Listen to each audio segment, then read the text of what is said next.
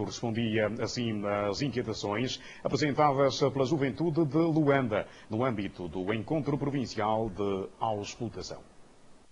O objetivo da reunião foi analisar o relatório síntese das preocupações e recomendações saídas dos municípios de Luanda e a criação de um documento único a ser apresentado no Fórum Nacional de Auscultação à Juventude. Dificuldades no acesso ao primeiro emprego, que poderia ser suprimida pela implementação de estágios profissionais obrigatórios e pela redução do tempo de experiência mínimo normalmente solicitados pelas empresas.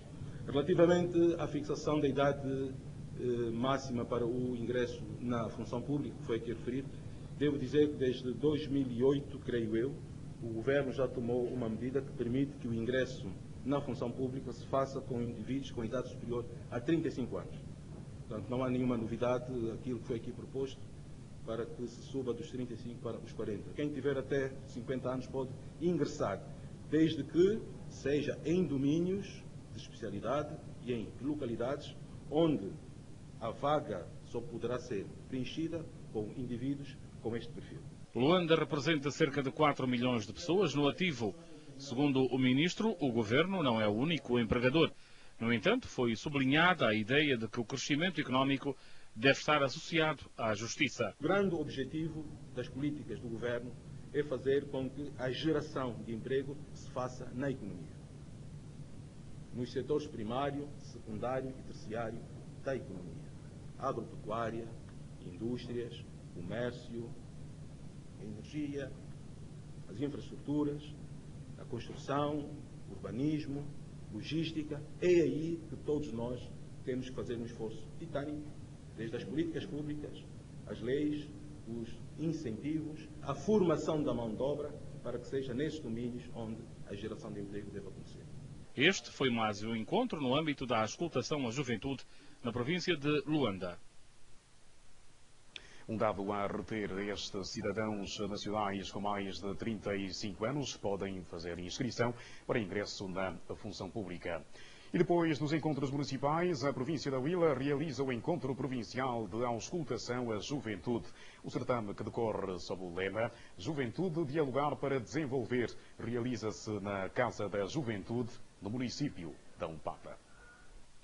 São jovens provenientes de vários pontos da província da Huila. É o Encontro Provincial da Auscultação à Juventude, o espaço onde a classe exige dos líderes governamentais melhores condições sociais, acesso ao primeiro emprego, habitação, saúde e melhor qualidade de ensino.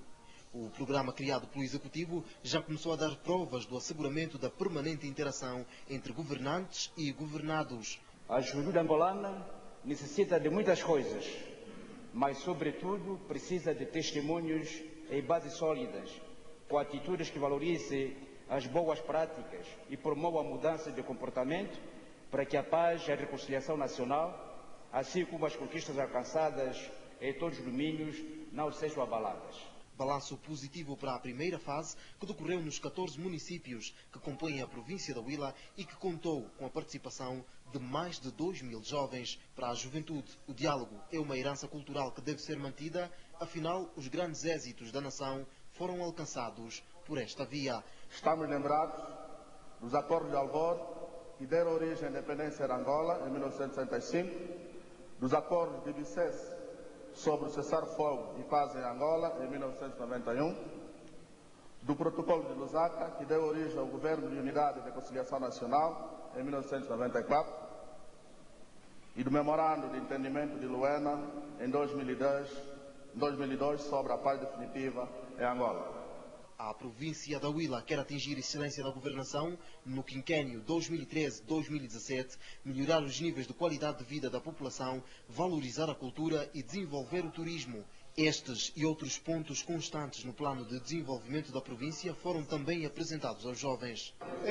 Destes objetivos propostos, eles servem de bases para o nosso desenvolvimento, principalmente no acesso ao primeiro emprego. Com maior trabalho, tem um plano traçado, né? E deve-se seguir esse plano, mas vai-se seguir de forma afincada, com dedicação.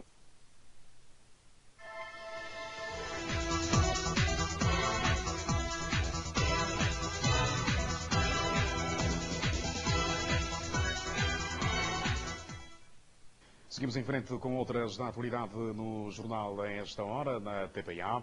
O Ministro do Ensino Superior defende uma relação de complementariedade entre as sete regiões académicas do nosso país, uma vez que não é possível ter em cada província cursos específicos para o seu desenvolvimento. O Ministro Adão do Nascimento começou na manhã desta terça-feira uma visita de trabalho à província do Cuando-Cubango, integrante da 6ª Região Académica da Universidade Mandume e Andemo-Faio.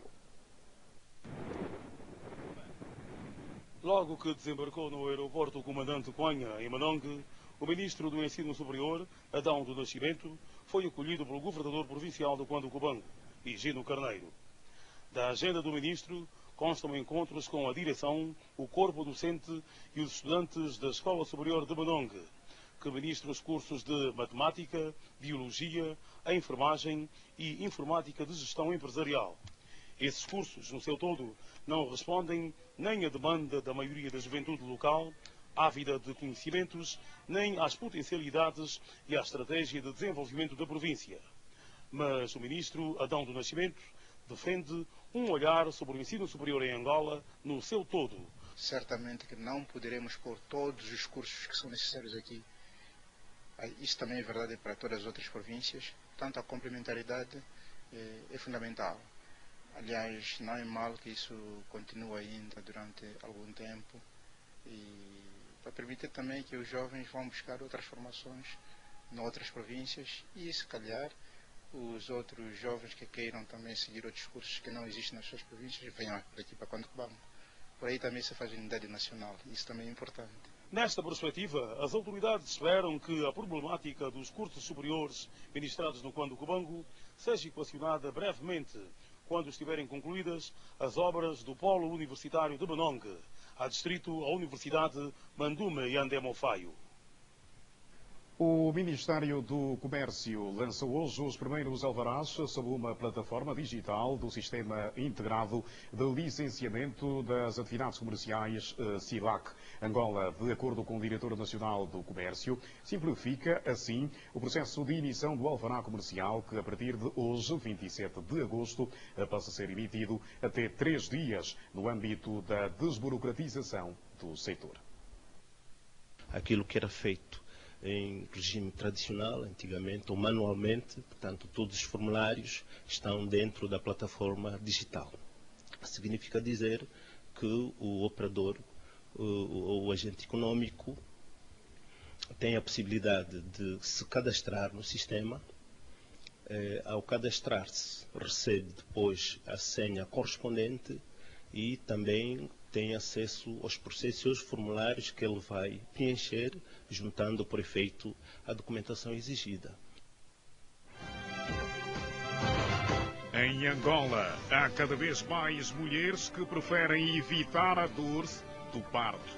Confira a reportagem mais à frente.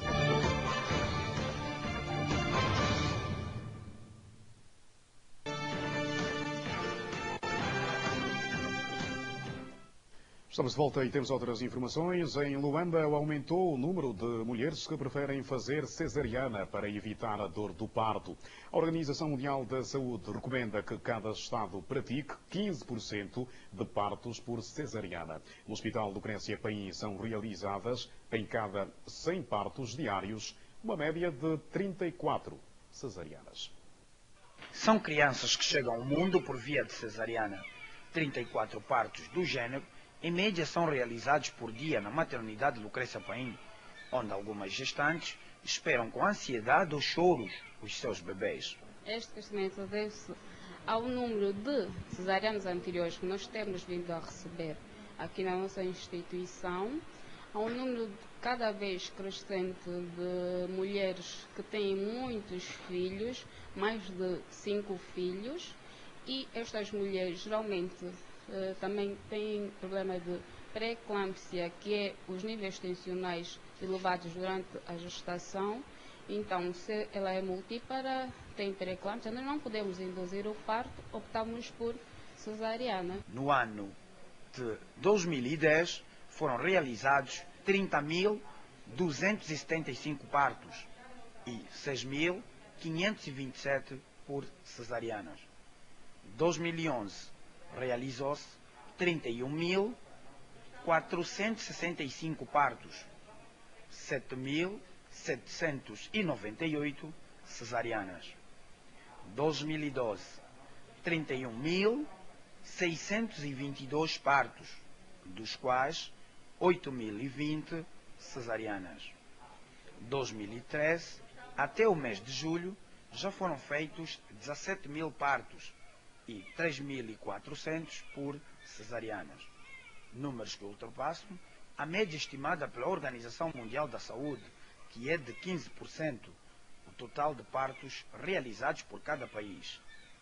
A tensão alta ou baixa, quantidade de filhos e a falta de acompanhamento pré-natal são algumas das causas que, segundo os médicos, levam muitas mulheres ao bloco operatório, que em muitos casos tem resultado em óbitos. A mulher quando morre não é como complicação própria da cesariana, é como a complicação às vezes que lhe levou a cesariana, que a maior parte das vezes é a hemorragia, não é? A hipertensão arterial, a eclâmpsia e pré-eclâmpsia, o trabalho de parto prolongado com bolsa d'água rota durante muito tempo, que propicia condições para que essa mulher possa acabar em óbito. Outra causa de morte ao longo de muitos anos é a anestesia geral que se aplicava à parturienta, ao ponto de paralisar-lhe sem perceber qual o seu estado clínico. Fazendo anestesia regional, nós estamos em conversa, né? A paciente colabora, qualquer situação, sinal alarmante, nós atuamos de imediato. Nos últimos tempos, está a aumentar o número de mulheres que preferem fazer cesariana para evitar a dor do parto. A princípio sim, mas depois de eu conversar com os médicos lá no bloco operatório, disseram-me que é como um parto normal e até que de vez em quando é melhor ser submetida a uma cesariana para mais segurança. Parece que Deus corra bem. Quando as cesarianas começam a ser feitas por vontade do médico ou por vontade da grávida, outras situações começam a acontecer, que aumentam o risco de complicações relacionadas a cesarianas nesses casos. Após parto de cesariana, a mulher deve ficar 45 dias sem praticar o ato sexual e 3 anos de repouso, o que muitas vezes não é levado a sério por muitos casais. O lado positivo de uma cesariana é que salva vidas, mas ainda assim é uma cirurgia que acarreta riscos e consequências. Afonso Garcia, Joaquim Santos, TPA. Já estamos no Ambo, onde a população aderiu em massa ao programa de rastreio levado a cabo pela Direção da Saúde sobre as doenças cardiovasculares durante as segundas jornadas de cardiologia. As doenças cardiovasculares continuam a constituir a principal causa de morte e fator de incapacidade permanente na província do Huembo. Por este motivo, as autoridades sanitárias reforçam diariamente, a nível de hospitais, centros e postos de saúde, medidas cautelares. A realização das segundas jornadas de cardiologia constitui mais um motivo de sensibilização da população. O encontro foi marcado com a realização de rastreio das doenças cardiovasculares à população. A participação de estudantes finalistas e professores da Faculdade de Medicina foi massiva. A investigação e a aliança da teoria à prática constou da agenda de trabalho. Um dos grandes objetivos nesta primeira etapa é incentivar a população em geral sobre a necessidade de prevenir-se contra as doenças cardiovasculares, que é um grande tema da atualidade, e também desenvolver um intercâmbio entre diferentes pesquisadores que abordam esta temática. Neste local, todos mostravam-se preocupados com o seu estado de saúde. A medição da tensão arterial, testes de glicemia e obesidade estiveram na senda das prioridades. E aproveitar e fazer a consulta da glicemia e o peso e controlar a tensão. Consulta de diabetes. O consumo exagerado de bebidas alcoólicas, tabagismo, sedentarismo, entre outros, foram apontados como fatores de risco. É que há uma preocupação crescente ao nível da população e dos profissionais de saúde para este aumento vertiginoso dos casos de doença cardiovascular, nomeadamente a incidência da hipertensão arterial e do acidente vascular cerebral. O diretor provincial da saúde no Huembo disse que a experiência demonstrou que as medidas preventivas são sempre benéficas. Precisamos ser incansáveis no desenvolvimento de campanhas e ações como os projetos Feiras de Saúde para Todos e projeto Aiele Vimbo Saúde na Aldeia, assim como as palestras nas igrejas, nas escolas e nas comunidades. As segundas jornadas de cardiologia foram promovidas pela Sociedade Angolana de Doenças Cardiovasculares e organizadas pela Direção Provincial de Saúde. No Kwanza Norte, a Direção Provincial da Saúde quer levar os serviços médicos às comunidades onde não existem, que circula a 12 km de Dalatando. É uma das contempladas, melhor dizendo, neste projeto que é novo e está a proporcionar maior adesão de pacientes às unidades sanitárias. Ksakula é uma aldeia do município de Kazango, no Kwanza Norte, que dista 12 quilómetros da cidade de Ndaratando. Atendendo à época seca, os agricultores estão dispostos a prepararem novos campos de cultivo de forma manual, já que a região é florestal e montanhosa, o que impede a mecanização dos mesmos. Vamos meter milho, feijão, mandioca, jinguba, macunde, bananeira também. Não temos tratores porque nosso campo não dá para trabalhar com trator por causa das montanhas. Água potável na comunidade. Para além de chafarizes, existe uma lavandaria. A saúde é assegurada, sobretudo nesta altura em que é implementado o método de acompanhamento médico junto das comunidades. A população que aparece mais aqui é o povo do Catar, Tumbinga, Casal, e até outros venham mesmo da cidade para cá. O diretor-geral do Hospital Municipal de Kazango, José Martins, acompanha igualmente as consultas na comunidade rural para saber da situação real no seio das mesmas. As crianças, nesta altura, são as doenças respiratórias agudas, portanto, algumas virais e outras também com componente alérgico, portanto, como vem. Há muita areia por aqui, portanto as crianças brincam com essa terra. O posto de saúde da Ksakula conta com 4 funcionários. As doenças intestinais continuam a afetar muitas pessoas em Angola. As autoridades sanitárias não têm dados exatos sobre o número dos que padecem desta enfermidade no nosso país. Para o tratamento da doença, muitas pessoas procuram a medicina moderna, mas há quem ficou curado na medicina natural, com tratamento baseado no pão integral. O pão integral é hoje considerado uma das receitas que os terapeutas da medicina natural utilizam para tratar os doentes com problemas intestinais. Para os profissionais, o sucesso do tratamento está nos ingredientes do pão integral. Para aquelas pessoas que não obram bem, que não defecam bem, e o doutor te recetando esse pão, e vais começar a obrar muito bem. Porque o pão limpa bem pelo nosso intestino. Da má alimentação, com certeza, que tem causado muitos problemas nos intestinos e em quase todo o organismo humano, de todas as pessoas que acorrem no nosso centro. A par de doenças intestinais, muitas pessoas procuram cura de outras enfermidades nos centros de tratamento da medicina natural. Antes das consultas e como recomenda o Ministério da Saúde, os pacientes participam de uma palestra onde recebem explicações sobre as principais doenças que afetam os angolanos e como preveni-las. Nos últimos dias estamos a receber muitos doentes também, nos preocupam bastante, no caso de reumatismo.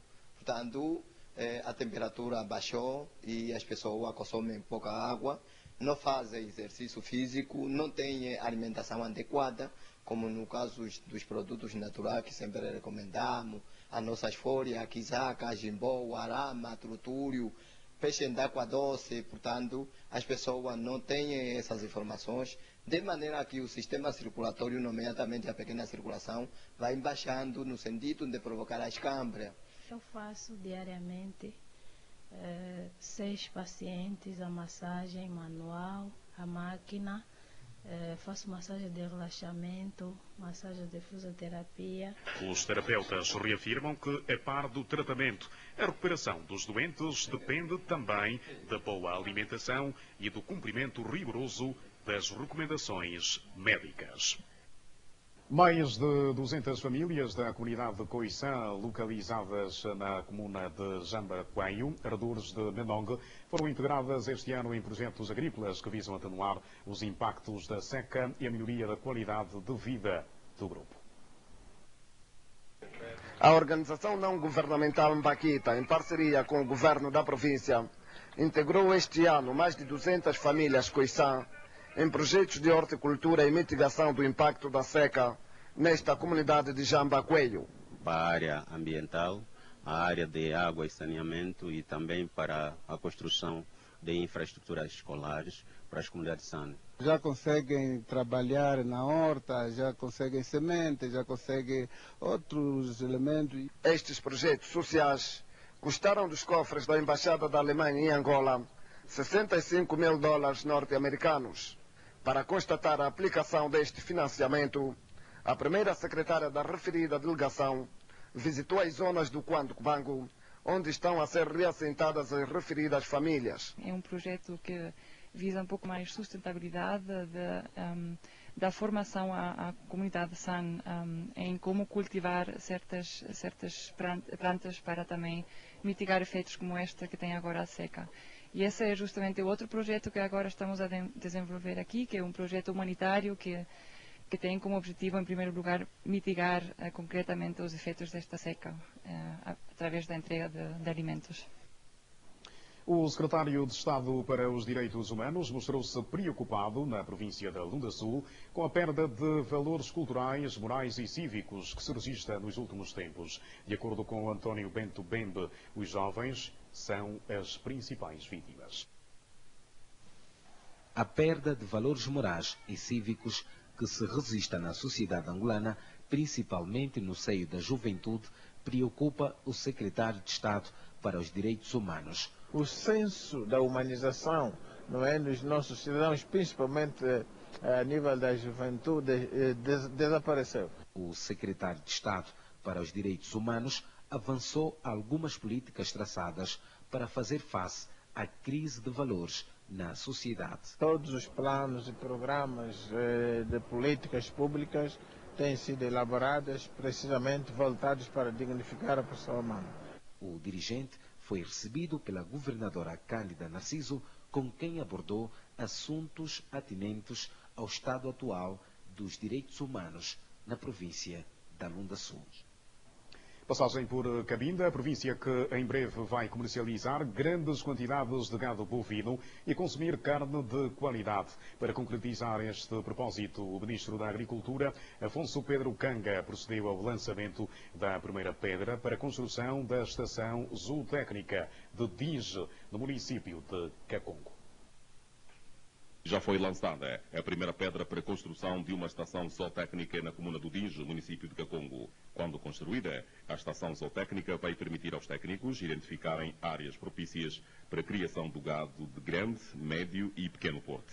Nesta área do Dinge, nós devemos estudar primeiro se dá para criar gado de grande porte ou de pequeno porte. Tudo depende do tipo de pasto que nós encontramos. Para além de dar emprego às populações, o Ministro da Agricultura, Afonso Pedro Canga, garantiu que a estação zootécnica irá permitir à população criar grandes quantidades de gado e consumir carne de qualidade.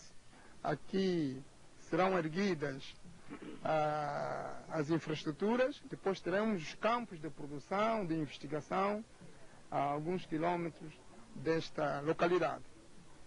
Eu peço-vos que considerem esse projeto como vosso, como nosso, e ajudem as autoridades locais, as autoridades provinciais, os quadros responsáveis do setor da agricultura, para que possamos ter, de facto, boas infraestruturas. De acordo com o Ministro Pedro Canga, a estação zootécnica vai também permitir que os técnicos possam trabalhar no campo de investigação em melhores condições.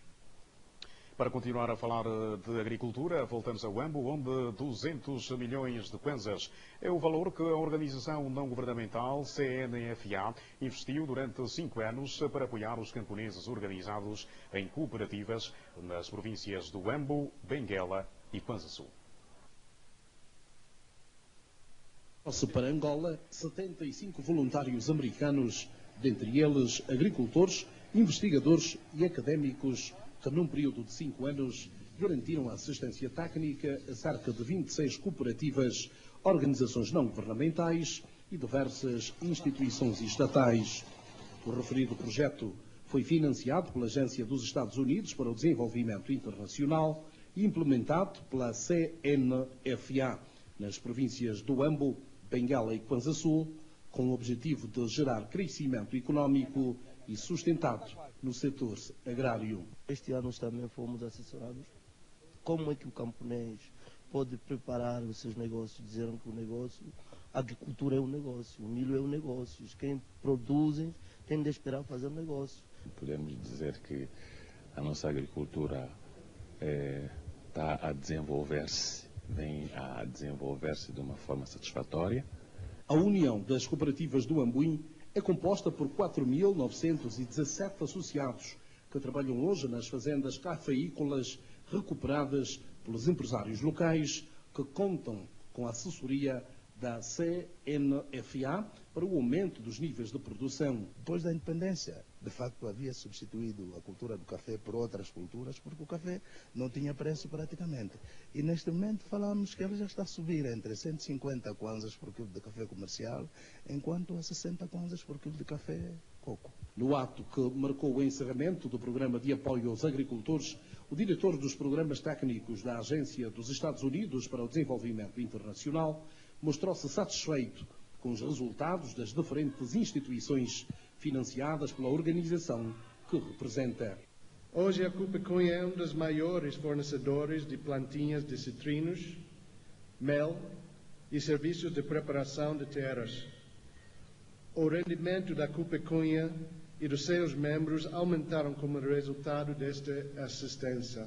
De salientar que a meta de assistência do programa Agricultor para Agricultor em Angola centra-se fundamentalmente na produção, manejo de pragas, gestão de culturas, conservação do solo, tratamento, pós-colheita, desenvolvimento de cooperativas e de planos de negócios.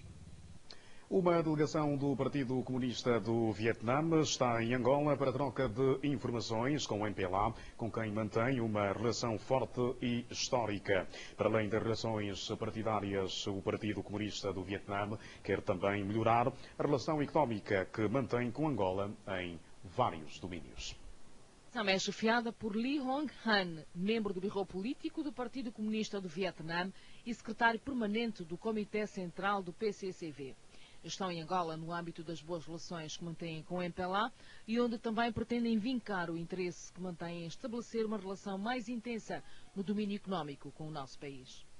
As relações entre o MPLA e o Partido Comunista do Vietnã são antigas, são relações que vêm do tempo da luta de libertação nacional entre o MPLA e o Partido Comunista do Vietnã.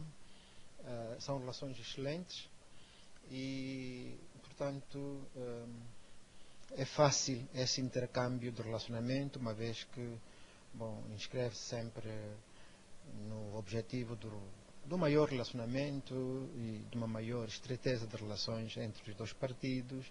Os vietnamitas têm interesse em cooperar com Angola nas áreas da agricultura, telecomunicações, construção civil e tecnologias de informação. Mas é no setor da saúde onde a sua presença é mais forte no nosso país. Durante as conversações, eles mencionaram vários domínios, não só esses que eu mencionei, mas vários domínios, nomeadamente no domínio das trocas científicas, no domínio da cooperação económica, na cooperação no domínio das pescas, no domínio da exploração de diamantes, de inertes,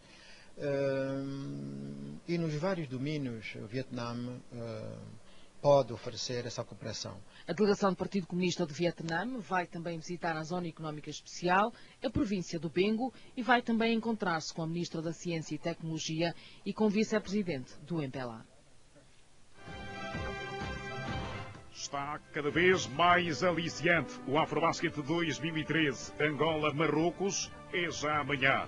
A última pausa é agora.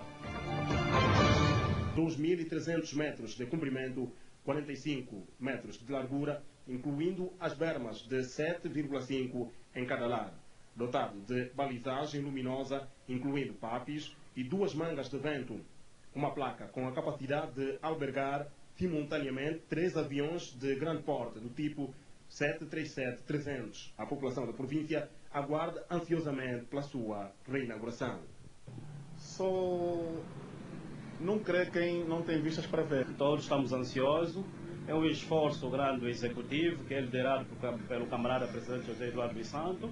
É muito vantajoso na medida em que facilita a intercomunicabilidade entre províncias. Desta forma, muitos cidadãos deixarão de percorrer em 5 horas os 317 km de estrada que ligam Cidade Luís à capital do país, optando por uma viagem com menos tempo, mais cômoda e mais segura. Ora, e grande parte dos aeroportos do nosso país estão envoltos de zonas residenciais. Os perímetros aeroportuários sofreram nos últimos anos invasão dos populares que desconhecem os riscos de erguer qualquer tipo de estrutura ao lado dos aeroportos.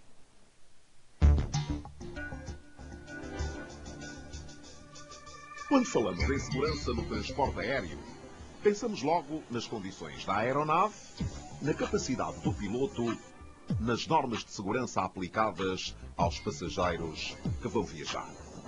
Entretanto, existem outros fatores externos à viagem que também têm influência direta na segurança do transporte aéreo.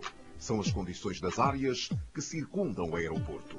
Essas áreas são chamadas zonas de servidão. E segundo a Lei Nacional de Aviação Civil, cada aeroporto deve ter um plano específico em relação ao perímetro de proteção em torno do aeroporto, à proteção de ruídos, à proteção dos auxílios à navegação aérea. Mas as condições nos arredores do Aeroporto Internacional 4 de Fevereiro não são nada favoráveis à segurança operacional da navegação aérea. O que se passa também é que as pessoas que vivem nas áreas de servidão do aeroporto são pessoas que estão em constante risco, estão em risco permanente. Um avião, na fase de descolagem, se houver um problema grave, uma falha técnica grave, pode o avião despenhar-se logo a seguir, não é, em cima das pessoas que estão à volta da área de servidão do aeroporto. O nível de ruídos numa região próxima a um aeroporto chega a 140 decibéis e é um nível muito elevado para o ouvido humano, que suporta somente 65 decibéis. Em Luanda existem casas, escolas, faculdades e até hospitais muito próximos ao aeroporto. Além da poluição sonora, há uma intensa poluição de gases que é extremamente prejudicial à saúde. A alta concentração de pessoas e o movimentado mercado do Capintão geram uma grande quantidade de lixo. Consequentemente, muitos pássaros são atraídos, representando um enorme risco para as aeronaves. A queima de pneus, que acontece com frequência, gera uma enorme poluição visual, que chega a prejudicar a visão dos pilotos. A cerca que circunda o aeroporto 4 de Fevereiro pode ser facilmente ultrapassada por qualquer pessoa.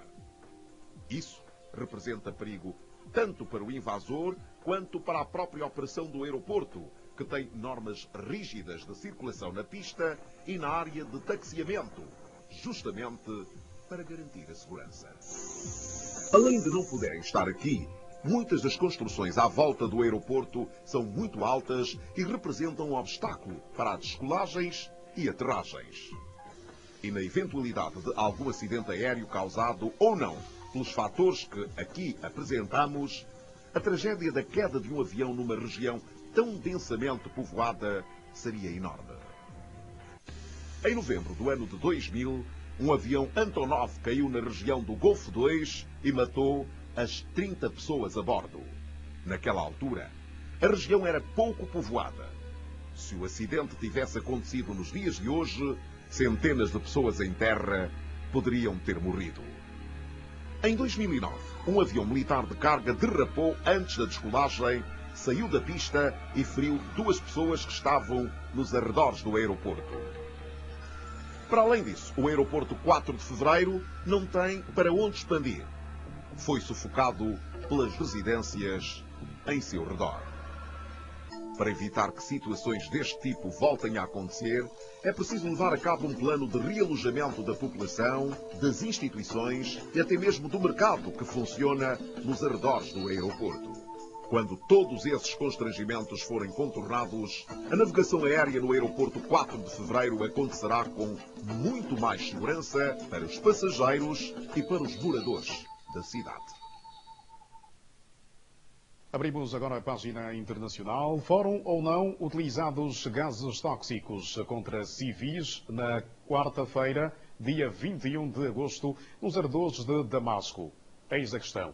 Os rebeldes acusam o governo, este rejeita as acusações e aponta o dedo aos rebeldes. O certo é que os inspetores da ONU já recolheram amostras para o inquérito sobre as armas químicas na Síria. Os inspectores da ONU recolheram amostras biológicas de vítimas do que se suspeita ter sido um ataque com armas químicas nos subúrbios de Damasco. A missão de inspeção da ONU não fez qualquer declaração à imprensa porque julga ser ainda cedo para dar pormenores, uma vez que a investigação acaba apenas de começar. Em 2 hospitais onde foram tratadas algumas das vítimas do ataque, os inspectores obtiveram algumas amostras que lhes foram fornecidas por rebeldes que lutam contra o governo do presidente Bashar al-Assad. Os peritos vão ainda visitar outros locais onde as autoridades dizem ter provas de que os rebeldes utilizaram agentes químicos durante ataques contra posições defendidas pelo exército governamental. Tudo acontece no momento em que a retórica internacional sobre uma possível intervenção na Síria, discutida abertamente após as denúncias do uso de gases tóxicos, atinge um ponto inédito. O secretário de Estado norte-americano John Kerry disse ontem em Washington que o uso de armas químicas na Síria é inaceitável e é uma questão inegável. Por isso, o seu país estaria mesmo mais perto de uma ação militar. A Rússia, que é um dos 5 países com direito de veto no Conselho de Segurança das Nações Unidas, continua a opor-se claramente a uma intervenção armada. O chefe da diplomacia russa, Sergei Lavrov, disse claramente ontem em Moscou que o seu país considera que qualquer atuação sem autorização da ONU seria uma grave violação à lei internacional. Agora, o desporto. A Seleção Nacional Sénior Masculina de Basquetebol assegurou o apuramento para os quartos de final no Afrobasket 2013, ao vencer ontem a similar do Mali por 82-36, em jogo válido para os oitavos de final da competição. Nos quartos de final dos DECA campeões africanos vão defrontar amanhã a seleção marroquina. Início arrasador da Seleção Nacional diante da congênere do Mali. Coube ao capitão Carlos Almeida a autoria dos primeiros pontos rumo aos quartos de final do Afrobasket 2013. Durante o primeiro período, o mais velho dos decacampeões africanos esteve com as mãos quentes ao converter 3 triplos. Os angolanos obtiveram uma vantagem parcial de 14-0, terminando a vencer o primeiro quarto por 29-5. No segundo período, a seleção nacional baixou consideravelmente de produção, os níveis de confiança reduziram e o nervosismo tomou conta dos atletas. A defesa deixou de pressionar, atitude que permitiu ao Mali ganhar alguns ressaltos ofensivos. Neste período, as duas seleções marcaram cada 10 pontos. Ao intervalo, o placar acusava 39 para Angola, 15 para o Mali. No terceiro e quarto períodos, a seleção angolana revelou outra atitude, com a melhoria significativa da percentagem nos lançamentos dos 2 pontos, com 58%. Recuperou a agressividade defensiva, criando com isso inúmeras dificuldades ao ataque do Mali, que no terceiro quarto marcou 9 pontos e no derradeiro apontou 12. Paulo Macedo, com o triunfo garantido, aproveitou mais uma vez para utilizar os 12 atletas do plantel. No final, triunfo confortável dos angolanos por 82-36, 46 pontos de vantagem que revelam a supremacia dos decacampeões africanos. Sabíamos que era tudo ou nada. Se perdêssemos hoje, nada valia todo esse trabalho que fizemos ao longo desse tempo. Então penso que tivemos compenetrados e mais concentrados no jogo e tornamos as coisas mais fáceis, mas ainda assim as coisas não correram como a gente idealiza. No terceiro e quarto período cumprimos com aquilo que nós trabalhamos nesses 2 dias e correu tudo bem. E estamos parabéns, nós precisamos de ganhar confiança. Acho que o grupo está concentrado, está motivado. Agora falta-nos ganhar confiança, principalmente no jogo exterior. Carlos Almeida, com 14 pontos, foi o melhor cestinha da partida, seguido de perto por Carlos Moraes, com 11. Angola volta a jogar quarta-feira para os quartos de final, diante da seleção marroquina. Comentador desportivo da televisão pública de Angola, Carlos Diniz, muito boa tarde. Angola começou a reencontrar-se? De facto, os indicadores mostram isso, que Angola jogou melhor ontem, embora o adversário também mais permissivo facilitou a nossa tarefa. Mas tudo isso já passou. O importante é que a nossa seleção tenha jogado bem e tenha conseguido o objetivo primário, que era passar. Depois de ontem, o que é que se pode reter? Muito simples. A primeira fase, o acero onde Angola esteve, foi muito fraca. E por isso mesmo fez com que os jogadores não se empenhassem no fundo. É uma observação minha, porque acredito que o adversário também estimula o adversário. E o que acontece é que a nossa série, as seleções eram muito fracas, a equipa também que nós jogamos hoje, o Mali, era muito fraco, e os jogadores sabiam que não precisavam de carregar o acelerador no fundo para conseguirem resultados positivos. Isso trouxe algum desnorteamento por parte do público angolano, que pensava que a seleção não estava em condições. A partir da manhã não há margem para erro e vamos ver uma seleção nacional, se calhar, diferente da que vimos até hoje. Marrocos, uma complicação à vista? De facto, não é tão forte quanto aquelas 6 seleções candidatas, mas tem uma coisa em relação às equipas mais fracas com quem nós jogamos. É muito forte a finalizar, é muito parecida à RCA. Taticamente é fraca, fisicamente não é assim tão forte, mas no que toca à finalização são equipas muito parecidas e muito fortes. Aí vamos ter um problema, porque a nossa defesa até hoje, se calhar devido à qualidade do adversário, não foi uma defesa eficaz, e quando a defesa angolana não é eficaz, o ataque torna-se inoperante. Quer dizer que Angola tem uma simbiose muito eficaz em relação ao ataque e à defesa. Sempre que a defesa está bem, o ataque está bem. Normalmente, em sentido contrário, é um descalabro. Olímpio Cipriano continua a ser a grande preocupação. Nós temos 12 jogadores para jogar e normalmente nesse tipo de competição há sempre um ou outro que ressente de uma lesão ou não está bem. Mas não é preocupação nenhuma, porque o setor 2 ou o setor 3, a posição onde jogam os extremos de Angola está muito bem representada e mesmo até o Carlos Almeida, cuidado que tem, está a jogar muito bem e só por isso não é nada que nos assustasse. Muito obrigado, Carlos Diniz. Boa tarde e até uma próxima oportunidade. Obrigado.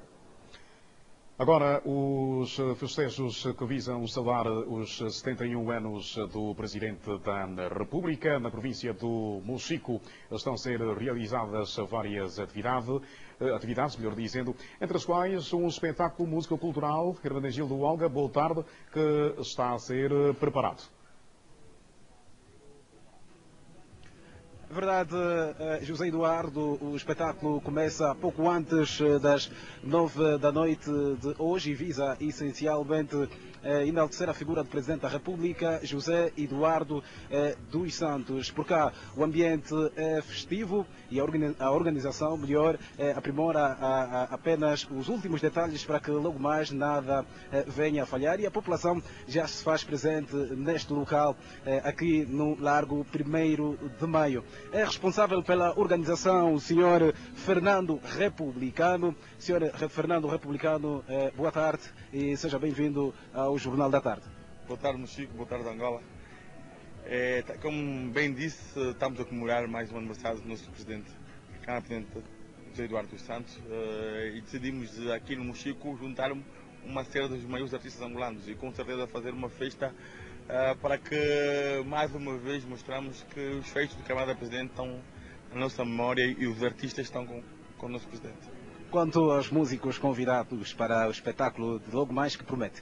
Com certeza, nós vamos ter músicos como Yuri da Cunha, Matias Damasio, vamos ter o Calado Show, vamos ter o De Bloquinho, vamos ter a Yola Araújo, vamos ter o Ari, vamos ter o C4 Pedro, Big Nelo, Queijoano, vamos ter a Damanhonga daqui no Mosquito, a Nakatola, nós vamos ter mais ou menos 32 músicos hoje aqui para fazermos um espetáculo inesquecível e comemorarmos com muita força mais um aniversário de Sua Excelência Presidente da República. Então é alegria e festa? Com certeza, nunca houve dúvida e acho que mais do que a nossa vontade também o povo vai mostrar que os feitos do camarada presidente nos últimos anos, não é, fazem-nos que todos os anos a gente vibra e com muita força comemora o 28 de agosto, mas fizemos num mês amplo, todo agosto, e hoje aqui no Mochico, e vamos continuar até acabar o mês de agosto a comemorar com todos os angolanos, já que o nosso presidente é um presidente não só do Mochico, mas um presidente de todos nós. Acho que todos os angolanos merecem então comemorar essa data com festa, com folia e com muita música. Obrigado, senhor Fernando, republicano. Obrigado. Então, José Eduardo, são estes os depoimentos possíveis quanto à realização da maratona músico-cultural, que começa, como já eu disse, pouco antes das 9 horas da noite de hoje, que visam essencialmente saudar o 71º aniversário do Presidente da República, aqui da província do Mochico. Boa tarde. Boa tarde, o Presidente da República, José Eduardo dos Santos, que completa amanhã 71 anos de idade. Estamos a terminar o primeiro serviço completo de notícias da televisão pública de Angola. Boa tarde, até amanhã.